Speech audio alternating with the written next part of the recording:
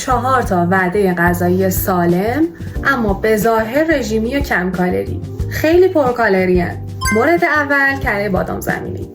کره بادام زمینی سرشار از چربی‌های مفید و مواد معدنی و پروتئینه، اما دو قاشقش حدود 180 تا 200 کالری داره.